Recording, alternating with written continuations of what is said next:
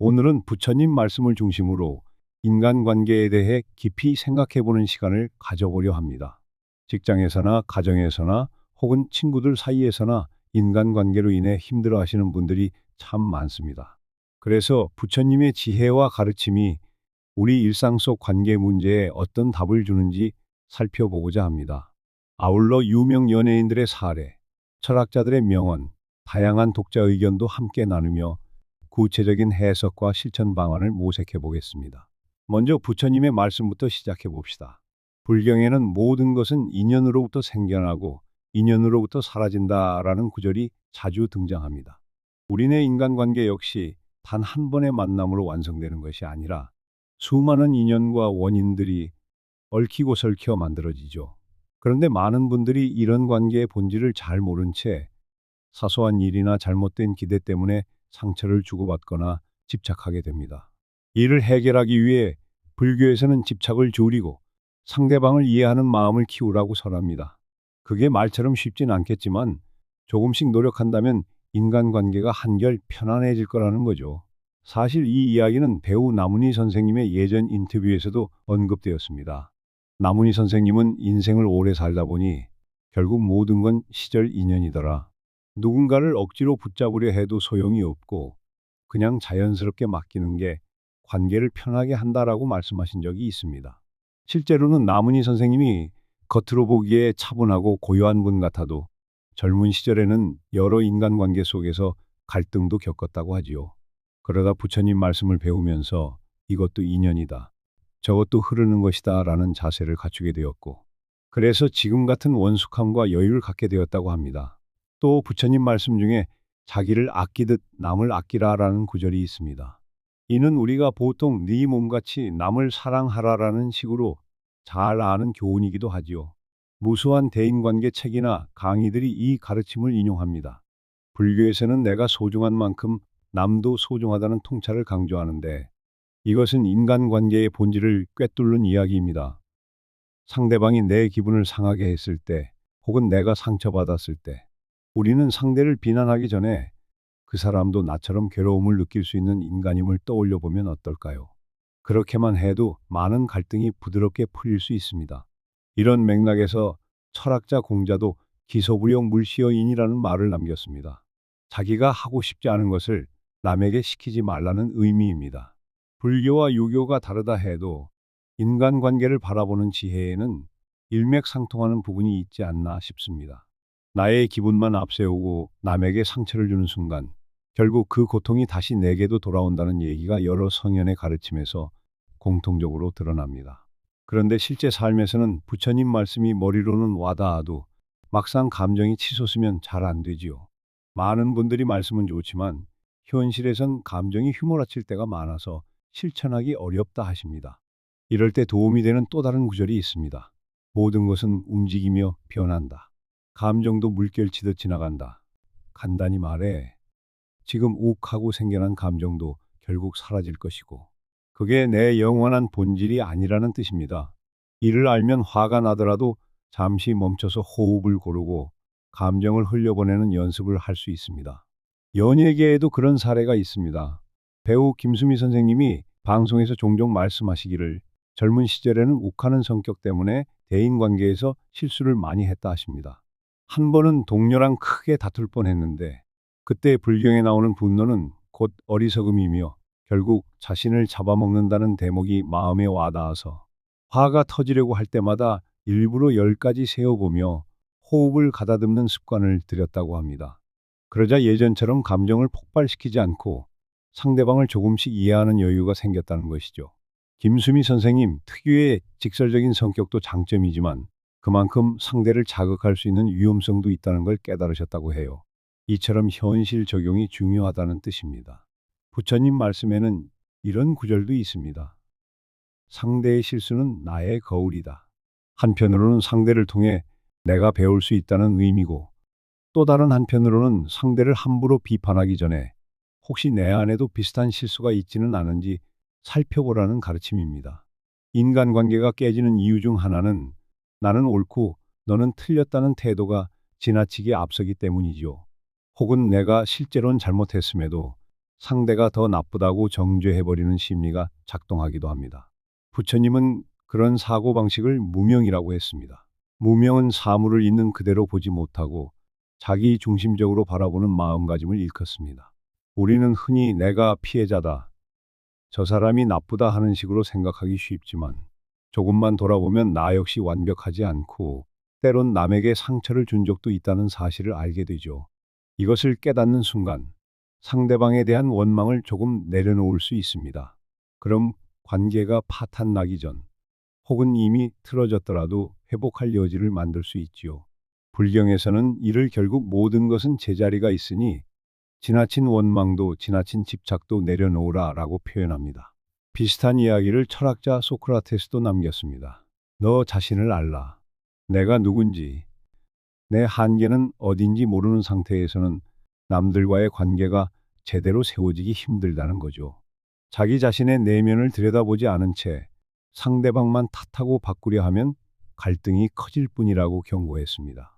이는 부처님의 가르침인 모든 존재가 본래 고유의 업과 인연을 가지고 있다는 통찰과도 맞닿아 있습니다.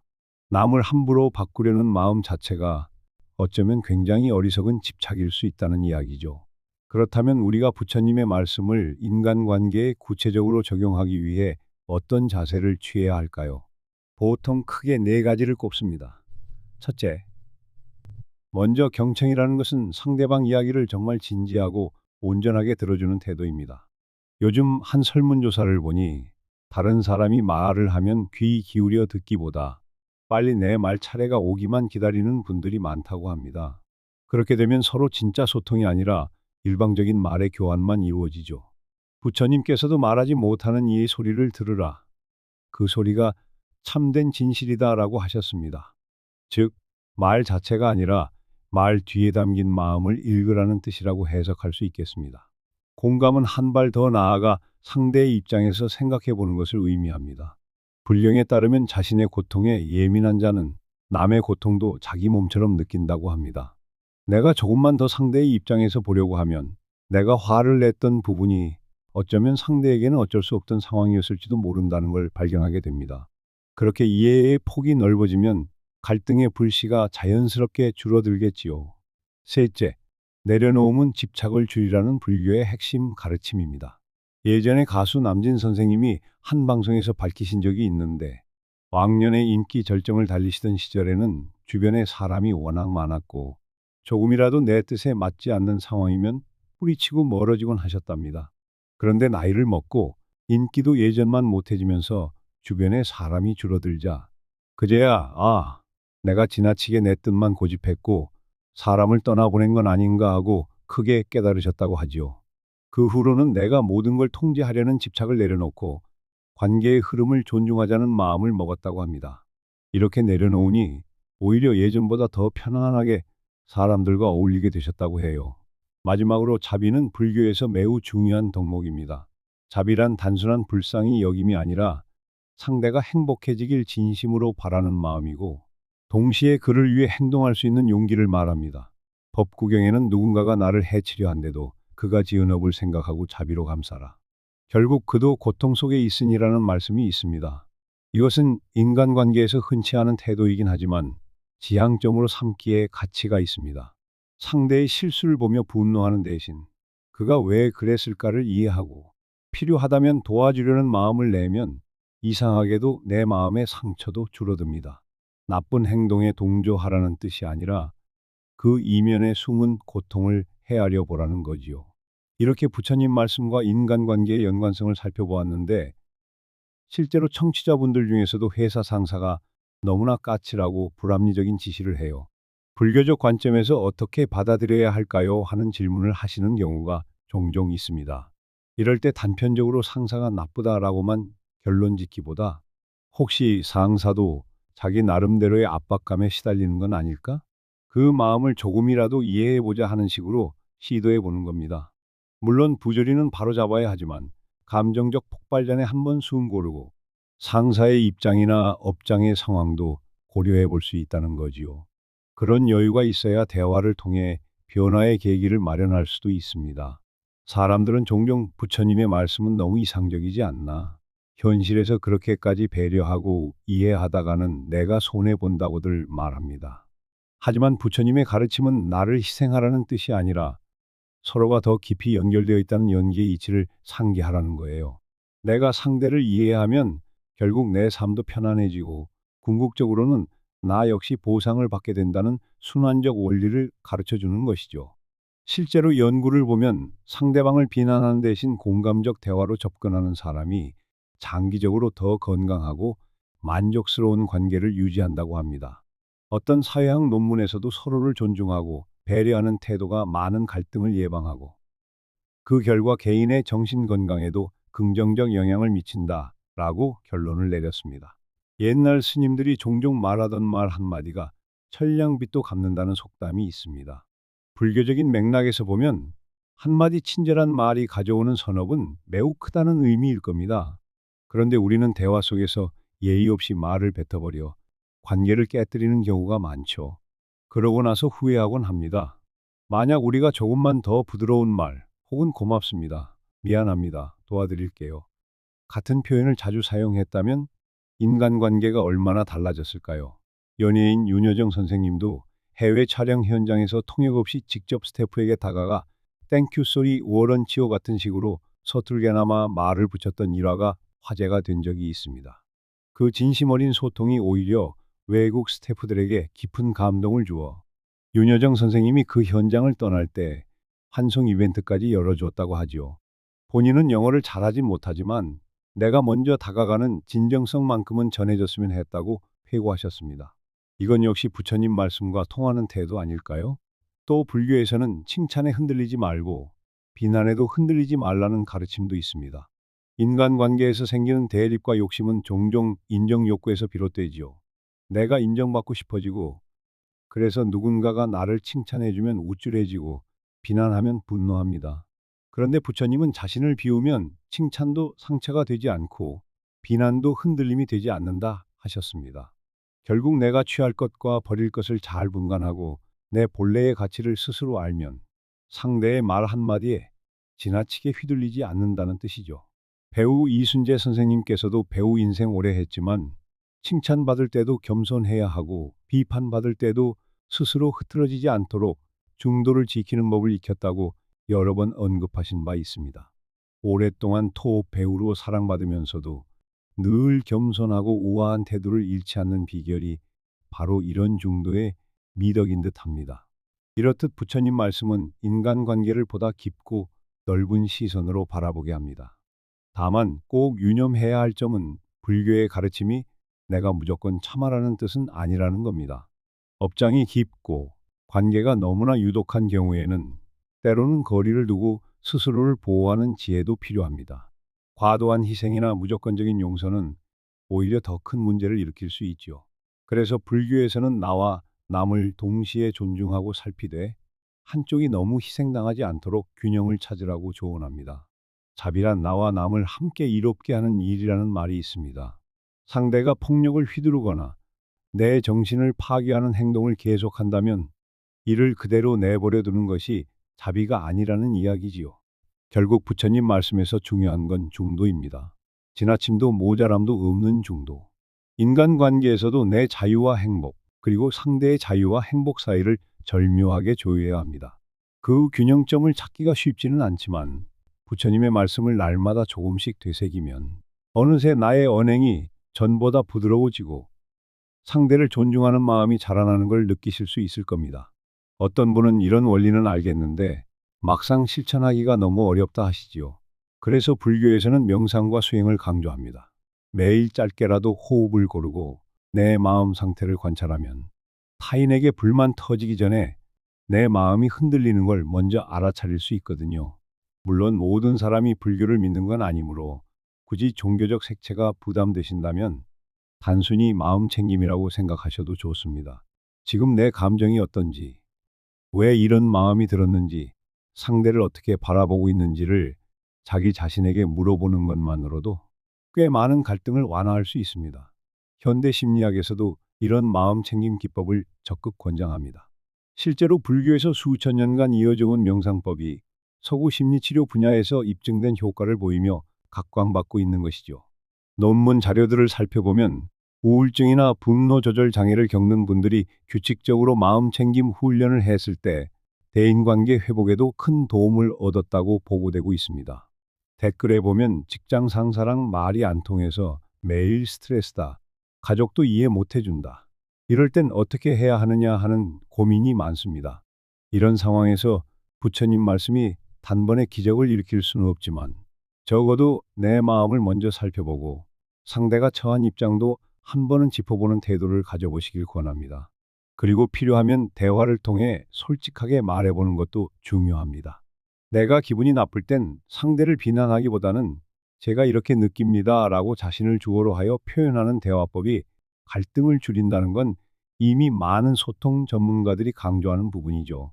부처님은 결국 진심 어린 소통을 통해 서로를 이해하고 그 속에서 진정한 자비와 지혜를 발견하기를 권하고 계십니다.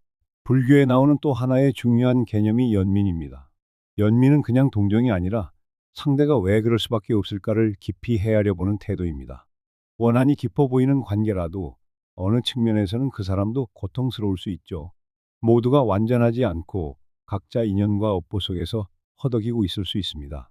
그렇다고 해서 무조건적으로 상대를 감싸주라는 이야기가 아니라 어쩌면 저 사람도 나름의 결핍이나 두려움 때문에 그런 행동을 하는 것일지 모른다는 시선으로 바라보라는 겁니다. 그러면 화가 누그러지고 상대를 대하는 방식이 조금은 바뀝니다. 너 왜 그 모양이냐가 아니라 당신은 무엇이 힘들었나요? 어떤 이유가 있었나요로 접근하게 될 테니까요. 연예인 사례로 또 들자면 원로 배우 이계인 선생님도 한 시절 동료들과 갈등이 컸을 때 나중에 알게 된 사실이 그들도 나처럼 생활고에 시달리고 불안 속에서 살다 보니 신경이 날카로웠다는 것이었다고 합니다. 과거에는 서로가 서로를 배려하지 못하고 말 한마디에 상처만 줬는데 나이가 들고 인생사가 서글퍼지니 아, 그때 우리 모두 한계 상황이었구나. 내가 조금만 이해하려고 했다면 이렇게까지 틀어지진 않았을 거다 하고 후회가 되었다더군요. 물론 지나간 일은 되돌릴 수 없지만 뒤늦게라도 깨닫고 나서 이후 관계를 조금씩 회복했다고 하십니다. 바로 이것이 부처님이 말하는 연민의 실천이라고 볼 수 있겠습니다. 마지막으로 불경에는 모든 것은 계속 이어지지 않고 또한 단절되지도 않는다는 말씀이 있습니다. 인간관계 역시 그렇습니다. 오늘 싸움하고 절교한 것 같다가도 훗날 어떤 계기에 다시 이어질 수도 있고 지금은 잘 지내지만 언제 어디서 갈등이 생겨 멀어질 수도 있습니다. 그러니 너무 절망하거나 또 너무 자만하지 말라는 게 부처님의 조언입니다. 인연이라는 게 알다가도 모를 일이어서 내가 조금 너그럽고 여유로운 태도를 견지하면 다시 만나서 풀 기회가 생길 때 훨씬 더 원활하게 관계를 복원할 수 있게 됩니다. 정리하자면 부처님의 말씀을 인간관계에 적용할 때 참고할 수 있는 포인트들은 대략 이렇습니다. 첫째, 모든 것은 인연과 원인으로 이루어졌으므로 상대에게 집착하거나 원망만 하지 말고 그 근본을 살펴볼 것. 둘째, 자기를 아끼듯 남을 아끼라는 마음으로 타인도 나와 같은 존엄한 존재임을 잊지 말 것. 셋째, 내 감정이 일시적인 물결임을 깨닫고 화가 날 때는 잠시 멈춰서 감정을 지켜볼 것. 넷째, 상대의 실수는 나의 거울이라는 점을 명심하여 남 비판하기 전에 내 자신의 모습부터 점검할 것. 다섯째, 칭찬과 비난에 흔들리지 않는 중도를 지향하고 자비와 연민을 가지고 상대를 대할 것. 여섯째, 무조건 참고 희생하는 게 아니라 나와 상대 모두를 지키는 균형점을 찾을 것. 이런 가르침은 공자나 소크라테스 등 다른 철학자들의 명언과도 연결되고 현대 심리학의 마음챙김 기법과도 일맥상통합니다. 결국 서로를 배려하고 내면을 성찰하며 감정을 다스리고 지나친 집착을 내려놓자는 지혜로 귀결된다는 거죠. 이걸 완벽히 실천하는 사람은 아마 거의 없겠지만 조금씩이라도 노력하면 인간관계의 많은 고민이 해소될 수 있습니다. 오늘 이 이야기를 나누면서 혹시 불교가 아닌 다른 종교를 믿는데 이런 이야기가 어색하다고 느끼시는 분도 계실 수 있습니다. 하지만 부처님의 말씀은 특정 종교를 떠나 인간이라면 누구나 공감할 수 있는 인생의 지혜를 담고 있습니다. 기독교 신자든 무교든 가볍게 참고하실 수 있으리라 생각합니다. 결국 사랑과 자비, 겸손과 성찰 같은 가치들은 어느 종교나 철학에서나 소중하게 다루고 있으니까요. 한편 도저히 상대를 이해할 수 없을 정도로 힘든 관계라면 어떻게 해야 하나요? 하는 질문도 있겠습니다. 그럴 때도 우리는 최소한 내 마음의 평화를 위해서라도 부처님 말씀을 떠올려 볼 수 있습니다. 저 사람은 나쁜 사람이라고 규정하기 전에 그 사람도 어딘가 상처가 있고 아픔이 있나 보다. 일단 나는 화가 치솟지만 그 화에 휩쓸려 내 마음까지 무너지진 말자 하고 스스로를 지켜보는 거죠. 그리고 이 관계를 더 지속해야 할지 아니면 거리를 두는 게 나을지를 냉철하게 판단할 수도 있습니다.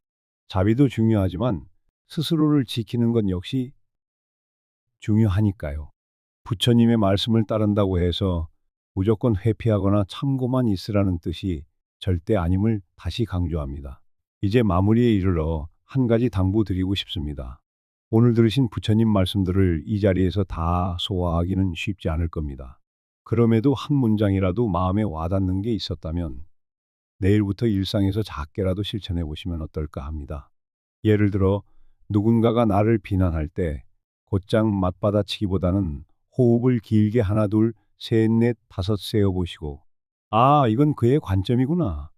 혹시 내게도 잘못이 있을까?